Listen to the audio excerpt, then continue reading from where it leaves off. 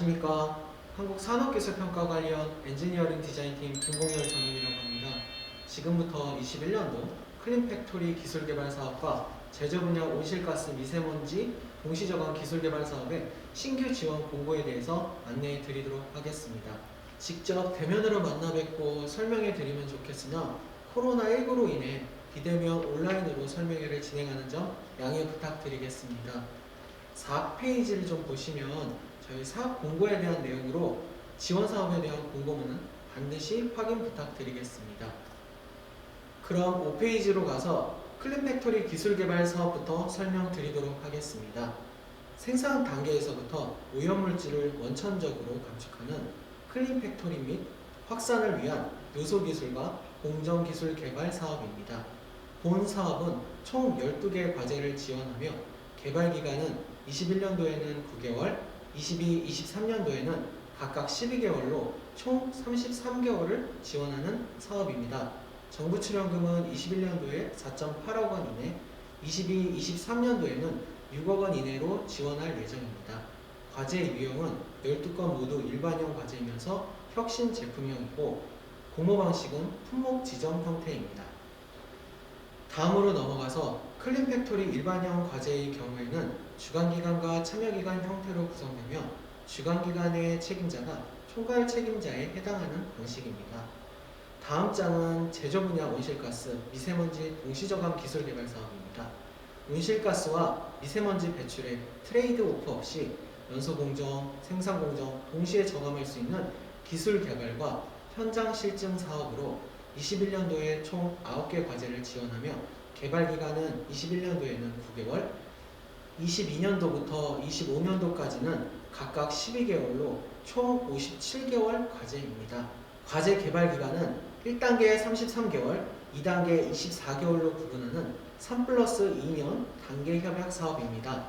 정부 출연금은 통합형과 일반형으로 구분되는데 통합형의 경우 21년 5.5억 이내, 22년부터 25년은 각각 7억 원 이내로 지원할 예정이며 일반형의 경우에는 21년부터 25년까지 연도별 3억 원 이내로 지원할 예정입니다. 과제 유형을 살펴보면 통합형 한 건의 경우에는 세부 과제 5개가 한 개의 컨소시엄을 구성하여 지원하는 것입니다. 쉽게 생각하면 일반형 5개를 컨소시엄으로 구성하고 그중 한 개의 과제가 총괄 주관 역할을 하는 형태입니다. 일반형은 앞의 클린팩토리 기술개발에서 설명한 것을 참조하시면 될 것 같습니다. 그리고 제조 분야 온실가스, 미세먼지 동시저감 기술개발 사업의 경우에는 기술개발의 목표 및 개발 내용을 이미 제시한 형태의 지정공모 과제이기 때문에 RFP 내용을 반드시 참조하시고 기술개발 내용에 포함하셔야 합니다. 이제 9페이지로 넘어가서 사업비 지원 기준에 대해서 안내해 드리도록 하겠습니다. 앞에서 설명드린 두 가지 사업 모두 혁신 제품형에 해당됩니다. 따라서 사업비 계상은 혁신 제품형에 맞게 정부 출연금 비율을 계상하시면 됩니다.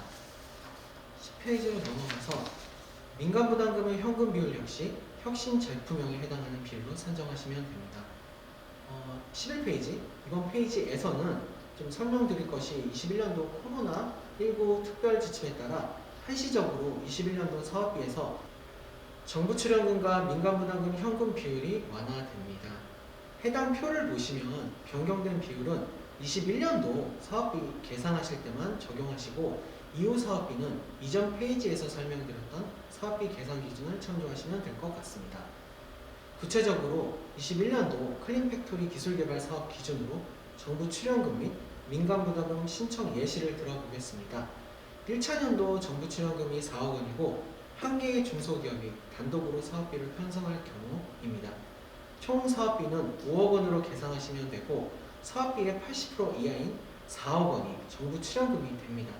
그리고 나머지 20%인 1억 원이 민간 부담금이 됩니다. 이때 민간 부담금에서 10%인 1,000만 원만 현금으로 잡으시면 되고 나머지 90%인 9천만 원은 현물로 잡으시면 됩니다. 인건비 최소 편성 비중은 두 사업 모두 42% 이상이어야 합니다. 각 연차별 인건비 비중이 총 사업비의 42% 이상이어야 하며 수행 기간별이 아닌 총 사업비 기준으로 42%입니다. 중소, 중견기업 연구지원 전문가 제도가 있는데요. 저희 상기평 교육을 수료할 경우 간접비 내에서 해당 인력의 현금 인건비 산정도 가능합니다. 이제 인건비를 계산하실 때 필수적인 청년 의무 채용에 대해서 말씀드리도록 하겠습니다. 청년 인력 일자리 창출을 위해 수행기간이 총 수행기간 동안 지원받는 정부 출연금 5억 원당 청년 1명을 신규 채용해야 합니다. 1차년도에 1명은 우선 채용해야 하며 5억 원의 배수를 초과할 때마다 1명을 의무 채용하셔야 합니다. 아래 예시로 설명드리도록 하겠습니다. 총 11억 원의 정부 출연금을 받게 되었다면 1차년도 금액이 3억 원이더라도 우선적으로 의무 채용하셔야 합니다. 이후 2차년도에 4억 원이 더해져 누적 금액이 7억 원이 되었는데요. 이미 1명은 채용했고 10억 원이 안 되었기 때문에 채용하지 않으셔도 됩니다. 이제 3차년도로 가게 되면 4억 원을 더해서 총 11억 원을 받게 됩니다.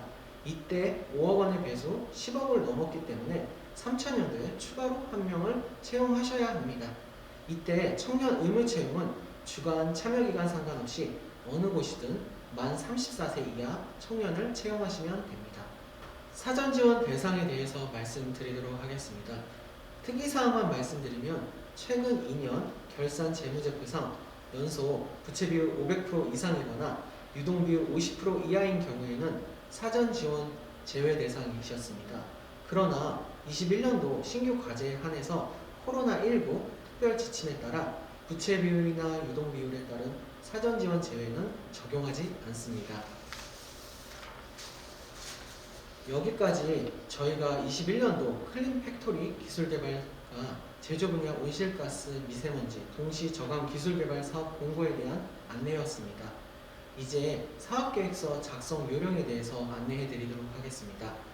먼저 아이테크 사이트에 접속하셔서 사업공고, 지원사업공고, 21년도 해당 사업의 신규 지원 대상 과제에 들어가셔서 공고문을 확인해 주셔야 합니다. 과제 신청은 아이테크 총괄 책임자 기준이므로 먼저 로그인 혹은 회원 가입을 해주신 다음에 연구과제 수행 쪽으로 들어가셔서 신규 과제 신청을 해주시면 됩니다. 아이테크에서 과제를 신청해 주실 때 1부터 3단계까지는 전산으로 입력해 주시면 됩니다. 4단계에서는 미리 작성하신 사업계획서 및 각종 서류를 제출하실 수 있습니다.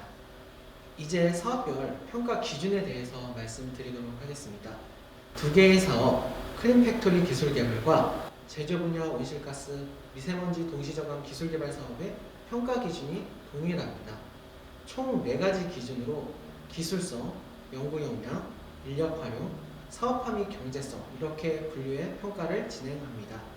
사업계획서 작성 시 평가 기준에 부합될 수 있도록 사업 공고문의 평가 기준을 꼼꼼히 읽어보시고 사업계획서 작성을 부탁드리겠습니다. 이제 사업계획서 표지 작성에 대해서 알려드리도록 하겠습니다. 여기서는 크게 어려운 것이 없으니 옆에 1, 2, 3, 4에 적힌 내용을 자세히 읽어보시고 공고문에 맞게 작성해 주시면 됩니다. 산업기술 분류는 평가위원 섭외 시 활용되므로 반드시 기술개발과 일치하는 기술 분류를 선택해 주셔야 합니다. 요약문에서는 최종 목표를 간결하지만 명확하게 작성해 주셔야 합니다. 최종 결과물을 명시해 주시고 그것에 대한 목적과 기능도 간단하게 서술해 주시면 됩니다.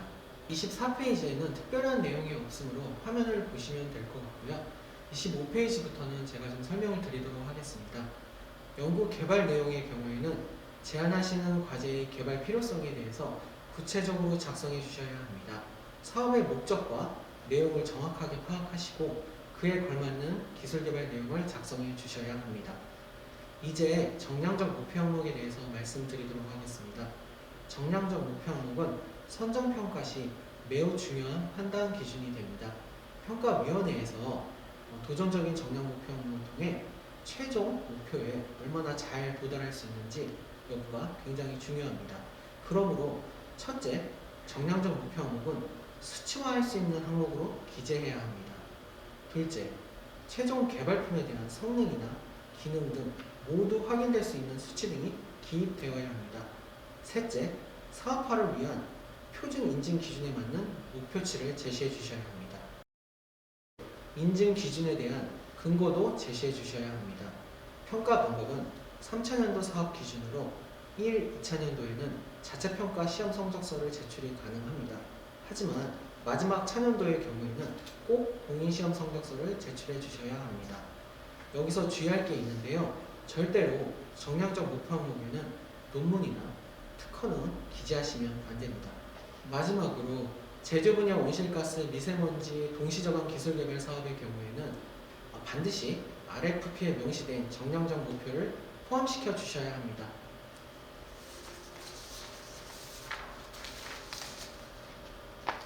앞에 설명드린 사업계획서 작성 요령을 요약해보면 첫 번째로 품목과 RFP에 부합되는 기술개발 내용으로 꼭 작성해 주셔야 하고, 두 번째로는 시험 성적서 등 정량적 목표 항목을 객관적으로 입증할 수 있는 인증서를 획득하셔야 합니다.